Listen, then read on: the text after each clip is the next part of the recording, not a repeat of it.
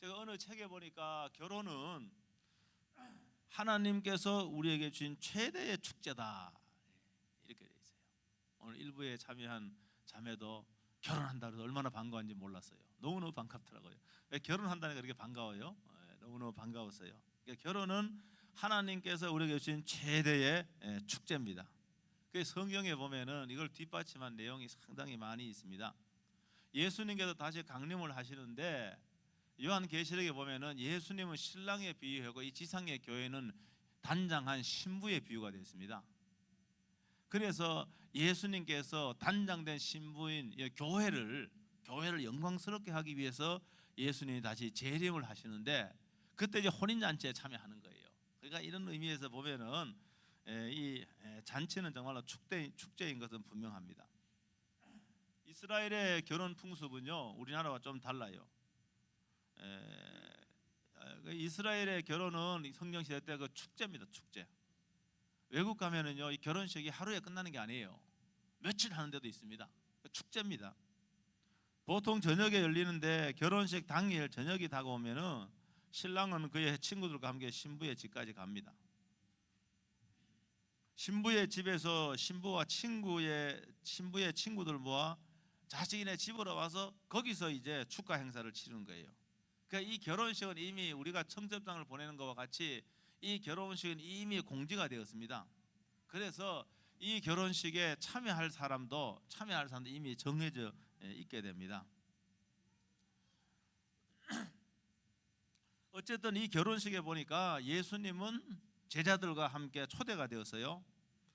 이걸 보면은 아마 이 마리아가 예수님 어머니 마리아가 이 포도주가 떨어진 것을 알았습니다. 이런 걸 보면은 아마 예수님의 어떤 그 인척의 결혼식인 걸로 이렇게 추측을 할 수가 있습니다. 모친 마리아가 포도 떨어진 것을 알고 있었습니다. 여러분 포도주가 떨어지면 잔치에요. 포도주가 떨어지면은요 즐거움은 깨지고 손님들의 불평이 이만저만이 아닐 겁니다. 이렇게 되면 혼주의 어떤 그 명예는 땅에 떨어지고 혼주의 입장에서 보면 이 심각한 문제가 발생된 거예요. 그래서 이 포도주가 떨어지면 대단한 신뢰를 하게 되는 겁니다.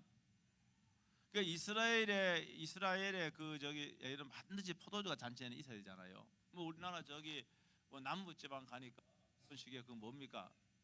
그 뭐지요 그거? 그 매콤한 거 홍어라 그럽니까? 뭐 성립이 된다. 그거 없으면 잔치 먹을 게 없다 그러더라고요. 저 냄새가 나서 못 먹겠는데 하여간 이제 여기 포도주가 없으면은 안 되는 거예요. 예? 그러니까 이 포도주가 없는 것은 주인을 아주 불명예스럽게 만들고 잔치의 흥은 깨질 수밖에 없습니다. 그래서 예수님의 모친 마리아는 예수님께 포도주가 떨어졌다고 하는 거예요. 아마도 이제 사람이 웅성웅성하니까 예수님이 어머니에게 왜 그러냐고 물어봤을 수도 있습니다. 근데 포도주가 떨어졌다는 거예요. 4절에 보니까 이게 이렇게 됐습니다. 여자여 나와 무슨 상관이 있나이까 내 때가 아직 이르지 아니하였나이다. 이렇게 돼 있어요. 여자라고 하는 말은 하대하는 말은 아니고요. 귀나이라고 하는 헬라어인데 이건 높임 말입니다. 그러니까 이것은 단지 공생애를 시작하는 예수님은 이제 마리아의 권위 아래에서 행하는 것이 아니고 하나님의 때, 하나님의 시간표에 의해서 일하신다는 것을 암시하는 그런 말씀인 것 같습니다. 예수님의 말을 들은 마리아는 하인들에게 이렇게 말합니다. 예수가 무슨 말을 하든지 그대로 하라 그럽니다. 이런 것을 보면 마리아는 예수님의 능력을 진작부터 알고 있었던 것 같습니다. 그래서 이 예수님에게 돌 항아리 6개에 아기까지 물을 채우라는 거예요. 돌 항아리, 돌로 만든 항아리인데 이게 돌 항아리 하나가 75리터쯤 된다. 75리터. 우리가 페트병 그 뭡니까? 삼다수 그 큰 게 2리터거든요. 그러니까 이게 75리터쯤 되면은 이게 한 2리터짜리 한 37개를 부어야 돼요. 적은 물이 아닙니다. 이렇게 6개를 가득 채웠는데요. 오늘 이 물이 변하여 포도주가 됐다고 되어 있어요. 그러면서 여기서 이걸 표적이라고 말하고 표적은 뭔가 하면 그러니까 예수님께서 물로 포도주를 만들었는데 이거는 표적이에요. 예수님은 그냥 인간 예수가 아니라 정말로 그리스도이심을, 하나님의 아들이심을 보여주는 요한복음에는 7가지 표적이 나와요. 표적이 나옵니다. 그러므로서 이 표적을 보고 예수님 평범한 사람이 아니다, 예수님의 말로 그리스도임을 드러내고 나타낸 것이 바로 이 표적입니다. 우리들은요, 이 땅에서 매일 축제 같은 삶을 살기를 원하지요.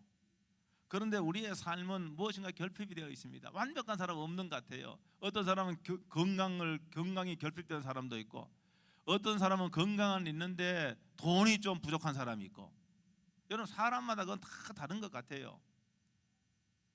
모르겠어요. 이 땅에서 완벽하게 갖춘 사람 몇이나 되는지 모르겠어요. 여러분, 그런데 오늘 이 말씀을 보면은 이 잔치집에서 포도주가 떨어졌잖아요. 부족했잖아요. 결핍이 됐잖아요.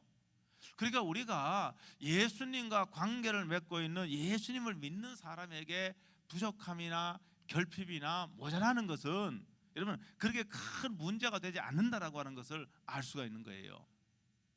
여러분, 그러니까 오늘 예수님 모자란 포도주, 모자랐기 때문에 오히려 모자람을 통해서 놀라운 표적을 나타내 주셨고, 들이 뭡니까? 그 높은 그 질이 좋은 그 포도 맛볼 수 있었다라고 하는 것이죠. 그래서 우리는요, 내가 건강이 나쁘기 때문에, 내가 돈이 좀 없기 때문에 내 삶은 축제가 되기 어렵다, 내 삶이 무슨 내 삶 가운데 잔치 같은 날이 언제 있을 건가, 이렇게 우리가 생각할 수가 있는데, 여러분 그렇지 않습니다. 여러분 성경의 수많은 요한복음의 내용들을 보면은요, 오히려 건강을 잃어버리고 먹을 것이 없고, 그렇죠? 포도주가 떨어졌고, 오히려 그 떨어진 거고 부족함을 통해서 뭡니까? 하나님의 놀라운, 예수님의 놀라운 이런 표적을 볼 수 있게 되었다라고 하는 겁니다. 여러분, 그러니까 오늘요, 여러분들 가운데 건강을 잃어버린 분도 있을 겁니다. 좀 뭡니까? 또 이렇게 좀 이렇게 재정적으로 좀 이렇게 나는 너무 가난하다고 이렇게 생각하는 분도 있을 겁니다. 여러분, 그런데 성경의 요한복음에 쭉 보면은요, 요한복음 5장에도 보면은 38년 된 환자가 있잖아요. 38년.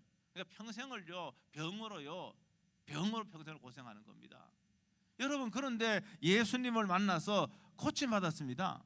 여러분, 예수님 만나서 예수 만나서 고침받고 그 이후로는 이 사람의 삶은 잔치 같은 삶, 축제 같은 삶이 된 거예요. 여러분, 먹을 양식이 부족한 수많은 사람이 많이 있는데, 여러분 때가 되었는데 먹을 양식이 없는 거예요. 마치 뭡니까? 어린 나이에 오병이어, 물고기 2마리, 보리떡 5개, 아주 거친 음식 아닙니까? 여러분, 이것으로 성경에 보면은 5,000명이 먹고도 여러분 남은 표적이 일어났다는 걸 믿으시기 주의 이름으로 축복합니다. 여러분, 그러니까 내가 좀 부족해도, 내가 좀 모자라도, 내가 좀 결핍이 되어도 여러분 그것이 항상 뭡니까? 항상 나쁜 건 아니라는 거예요.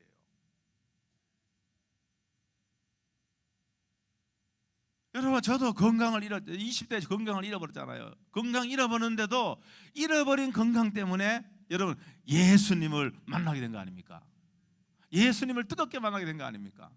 여러분 똑같습니다. 이거는 여러분의 건강이 결핍이 되고 여러분 재정적으로 좀 문제가 있어도 여러분 그것이 여러분 인생 전체를 도배하는 게 아니에요. 여러분 그걸로 인해서 오히려 예수님을 만나고 예수님을 의지하고 예수님과 동행할 수 있는 삶을 여러분이 선택할 수 있는 거예요. 그거는 여러분의 선택에 달려 있는 거예요. 나는 별볼일 없는 삶이구나, 이렇게 하면은 그 별볼일 없는 삶으로 종결이 되는 겁니다. 그러나 나는 지금 별볼일 없지만은 우리 예수님은 위대하신 분이시고 예수님은 하늘과 땅의 주인 되시는 여러분 그 예수님을 찾고 그 예수님과 관계를 가지면은 여러분 인생이 삶이 여러분 축제 같은 삶이 될 줄로 믿습니다. 가나안 혼인집 잔치에 예수님이 계셨잖아요. 그렇죠? 요한계시록 3장 20절도 이렇게 말하고 있습니다. 내가 문 밖에 서서 두드리노니 누구든지 내 음성을 듣고 문을 열면 내가 그에게로 들어가 그와 더불어 먹고 그는 나와 더불어 먹으리라. 아멘. 이 말씀이요. 여러분, 그러니까 예수님께서 지금도 내 마음에 들어오시기를 간절히 원하고 여러분 내 삶에 여러분 예수님과 동행하기를 여러분 원하고 바라고 기도하고 의지하고, 그것이 믿는 자들의 생활 아닙니까? 그래서 예수님 내 마음에 들어오세요. 예수님 저와 늘 동행해 주세요. 제가요 여러분 그 아주 좋지 않은 상황에 있어도 예수님 나와 동행하시면 아무 문제가 없습니다. 여러분 이렇게 여러분 예수님께 여러분 구하고 그다음 의지하고 예수님을 찾고 여러분 그럴 적에 그럼 인생이요 잔치가 되는 거예요. 축제가 된다는 사실을 믿으시길 주의 이름으로 축복합니다. 요한복음 20장 19절에는요 부활하신 예수님께서 사랑하는 제자들에게 맨 처음 하신 말씀이 나옵니다. 그 말씀이 뭔가 하면은 너희에게 평강이 있을지어다. 여러분 아무리요 세상의 모든 것을 가져도요 마음에 평강이 없으면은요 그 사람 행복한 삶을 못 삽니다. 아니 내가 좀 결핍이 되고 내가 좀 부족해도 우리 예수님이 주신 평강이 꽉 차 있다, 마음에 차 있다 그러면은 이런 그 사람은 잔치 같은 삶, 축제 같은 삶을 살고 있다는 사실을 믿으시길 주의 이름으로 축복합니다. 물질이 있고 없고를 떠나서 예수님 없는 삶은 불안하고 두려울 수밖에 없습니다. 여러분 돈이요 이 땅에 살 적에 돈이 필요합니다. 여러분 그런데 돈이 저와 여러분들 완벽하게 지켜줄 수 있는 건 아니라고 하는 걸 우리는 알아야 됩니다. 주 예수 그리스도만이 우리를 지켜주고 우리들에게 진정한 평안을 주실 수 있는 유일한 분이십니다. 물질이 있어도 불안하고요 물질이 없으면 절망하는 사람들에게 예수님은 동일하게 그 사람들과 함께 있고 싶어 하는 거예요. 정말 우리의 삶이 이런 축제가 되려면은 잔치가 되려면은 예수님을 내 마음속에 모시고 예수님과 함께 동행하는 거예요. 이거 하는데요 주님이 저와 함께 해주세요. 제가요 잘못 생각할 적에 제 생각을 예수님이요 교정시켜 주시고요 내가 잘못 결정하면은요 예수님 그것도 생각나게 해주세요. 그럼 늘요 매일 늘 이렇게요 이렇게 살면은 우리의 삶이 결코 여러분 잘못되지 않는 거예요. 여러분 사도행전의 유명한 사도행전의 16장 25절에 바울과 실라가 감옥에 갇히잖아요. 억울하게 감옥에 갇히는 거예요. 그러니까 바울과 실라는 거기서 여러분 죽을지 모르는 상황이에요. 여러분 그런데 그 내용을 쭉 읽어보면은 이 바울과 실라가요 억울하게 갇혔고요 죽을지도 모르는데 거기서 불평이나 원망하지 않고요 거기서요 주님을 찬양하고요 주님의 뜻이 있을 거다 생각하고 주님을 찬양하고요 여러분 기도했더니 어떻게 났습니까? 지진이 일어난 거예요. 그래서요 손과 발에 묶여있던 착고가 풀어졌다는 사실을 믿으시길 주의 이름으로 축복합니다. 여러분 포도주가 모자라는 것은 일상적인 일입니다. 작은 일 같이 보여요. 그러니까 우리는 뭐 하나님이 한 국가의 운명이나 세계 평화나 그런 것도 주관을 하십니다. 그러나 우리의 아주 작은 일상적인 것, 포도주가 모자라는 일상적인 것도 우리 주님은 관여하시고 간섭하는 거예요. 포도주가 떨어져 결혼이 망칠 것 같이 되었잖아요. 이때 마리아는 예수야 아들이니까 포도주가 떨어졌다. 여러분 이것을 이 마리아 요청을 저와 여러분도 해야 되는 겁니다. 주님 제가 이게 결핍이 되어 있어요. 주님 제가 이거 부족해요.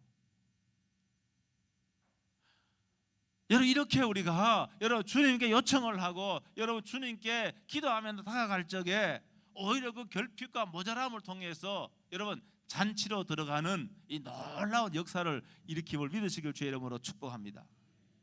예수님 양식이 떨어져서요 예수님 내 마음이 아파요 이렇게 부탁할 수 있습니다. 예수님 우리에게 평안을 주시고 우리를 만지시고 치료해 주신 분이에요. 예수님 내 마음의 중심에 내 삶의 중심에 계시고 주님께 동행하는 우리의 삶은요 때로는요 내가 원하지 않는 삶이라 할지라도 그 가운데서 기뻐할 수가 있고 그 가운데서 하나님은 여러분에게 각자의 삶을 주셨습니다. 제 삶과 여러분의 삶은 똑같을 수가 없습니다. 다 다릅니다. 여러분 그런데 이 한 번만 이 삶을 축제게 되게 하시는 분은 예수님이십니다. 예수님 우리의 삶을 이 결혼식에도 더 흥이 나고 여러분 더 좋은 말이며 축제가 되게 하시는 그분이 오늘 우리의 삶에 들어오시고 우리가 동행할 적에 우리는 부족한 것 가운데서도 모자란 것 가운데서도 결핍이 된 것 가운데서도 우리는 기뻐할 수가 있고 감사할 수가 있고 평안할 수가 있고 여러분 축제와 같은 시간을 여러분 시간을 가질 수 있을 줄로 믿습니다. 그러므로 사랑하는 성도 여러분, 여러분의 삶에, 여러분의 심령에 예수님 꼭 모시고요. 예수님 저 오늘 동행해 주세요. 제가 예배 끝나고요, 고향 가는데요, 예수님 나와 동행해 주세요. 나와 함께 해주세요. 제가 운전하지만 예수님이 제 손에, 제가 운전하는 손에 예수님 손 얹어주세요. 여러분 이렇게 할 적에 우리가 이게 믿음으로 사는 거예요. 이렇게 할 적에 우리는 주님과 동행할 수가 있는 겁니다. 그러므로 이 땅에서 여러분이 주님이 함께 하심으로 저와 여러분의 삶이 여러분 잔치가 되고 여러분 축제가 될 수 있게 되기를 주의 이름으로 축복합니다. 하겠습니다. 오늘 말씀 붙잡고 1분 동안 통성으로 기도하겠습니다.